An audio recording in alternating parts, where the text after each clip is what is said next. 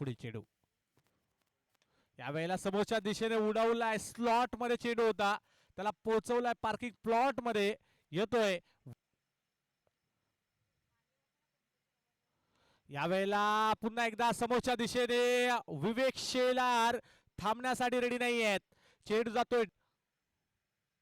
यावेळेला पुन्हा एकदा आडव्या बॅटने यावेळेला मिड विकेट क्षेत्र निवडलंय आणि रिझल्ट तोच 6 वाला आणि 7 धावांची गरज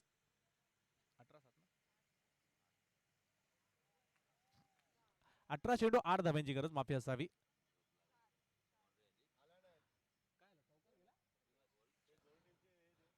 यावेळेला मात्र चौकार येताना पाहायला मिळालाय मॅच